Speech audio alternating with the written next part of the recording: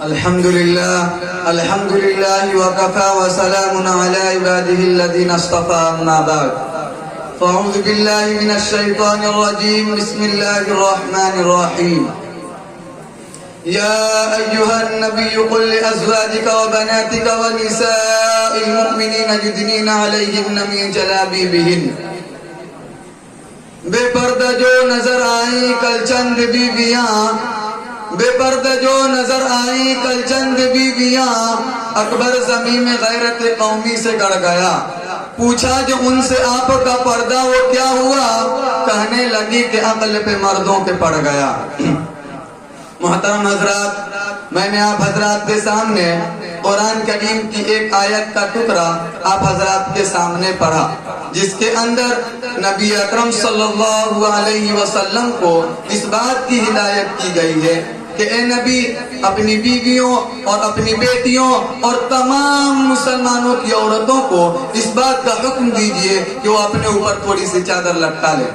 یعنی کلام اللہ شریف کے اس آیت سے پردے کا حکم نازل ہوا قرآن پاک کی ایک دوسری آیت کا ٹکڑا ہے وَلْيَضْرِبْنَ بِخُمُرِهِنَّ عَلَى جُيُوبِهِنَّ کہ عورتیں اپنی اوڑھنیوں کو سینوں پر ڈال لیا کریں اس آیت سے بھی پردے کی جانب اشارہ ہے مگر دوستو جب مذہب اسلام کے روشن ستاروں سے کفر و الحاد و ظلم و جہالت کے بادل چھٹے بے غیرتی اور بے حیائی کی تاریکیاں ختم ہوئی قرآن پاک کے عدل و انصاف سے باطل کے لہراتے جھنڈے گر پڑے مظلوموں اور بے بسوں کو مساوات اور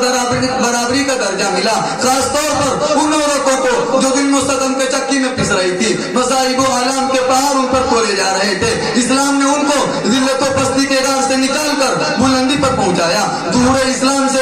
صدیوں تک مسلمان عورتوں کی بڑائی کے گیت گائے جاتے رہے اگر تاریخ کے اوراق کھولے جائے تو غیر مسلم عورتوں کی فضیلت اور برتری دکھائی غیر مسلم عورتوں پر مسلم عورتوں کی فضیلت اور برتری دکھائی دے گی لیکن دیکھتے ہی دیکھتے پوری دنیا میں شیطانی ڈنکے بجنے لگے اور مسلمان عورتوں کو مکاری و یاری کے پھندے میں پھنسانے کے ارادے ہونے لگے مسلمان عورت کو اس کے گھر کے چہار دیواری سے نکال کر شہر عام پر بدنام اور رسوا کرنے کی اندر کوشش کی گئی اسے شمع محفل بنا کر درندہ صفت انسانوں کے حوالے کیا گیا ان کی صرف ایک ہی سزا تھی کہ پردے کے گریبان کو چاک اور ریزہ کیا جائے اور عورت کو بے لگام اور بے حیا چھوڑ دیا جائے وہ جو چاہے گل کھلائے چنانچہ خواہشات کی ان پٹھوں کی آرزویں پوری ہوئی اور انہوں نے آہستہ آہستہ مسلم خواتین کو بہکا لیا اور مسلم عورتوں نے بھی پردہ جیسی عظیم نعمت کو پیٹھ پیچھے ڈال کر مردوں کے ساتھ کاندھے سے کاندھا ملا کر چلنا شروع کر دیا پھر نہ پوچھئے اسلامی معاشرہ کن کن خرابیوں سے دوچار ہوا کتنی مصیبتوں اور کتنی آفتوں کا سامنا ہوا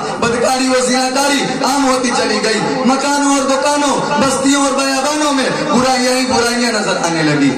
محترم دوستو اگر اسلام دشمن طاقتیں یورپ امریکہ پردے کے خلاف اگر نعرہ بلند کرے تو ہمیں اس پر کوئی تعجب و حیرانی نہیں چونکہ اسلامی تعلیمات کو ہر طرف بدنام کرنا ان کا شیوا بن چکا ہے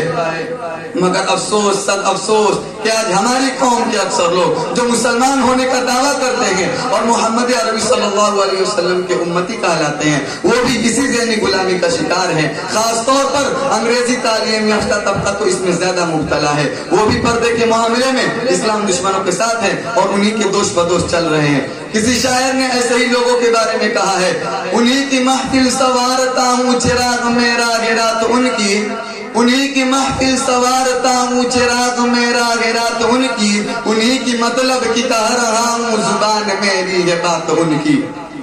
محترم دوستو پردے کے مسائل کو لے کر مناظرہ بازیاں مضمون نگاریاں ہوتی رہتی ہیں پردے کے خلاف تحریکیں چلتی ہیں پردہ کو ایک بہت بڑی ناانصافی بتایا جاتا ہے عورت کے لیے پردہ کو قید و بند سے تعبیر کیا جاتا ہے کہا جاتا ہے کہ پردہ قید ہے پردہ کو وحشت بتایا جاتا ہے آج مغربی تہذیب نے عورت کی شرم و حیا کی دولت کو لوٹ لیا ہے کہتے ہیں کہ پردہ کرنے سے ترقی نہیں ہو سکتی نتیجہ یہ ہے کہ آج ہمارا خاندانی اور معاشرتی نظام تباہ ہو چکا ہے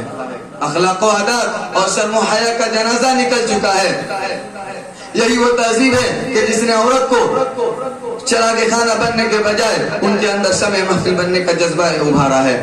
رواج بے حجابی خوشنما کانٹوں کی مالا ہے رواج بے حجابی خوشنما کانٹوں کی مالا ہے نئی تہذیب سے ہوشیار یہ تاریخ اجالا ہے وآخر الدعوانا الحمدللہ رب العالمین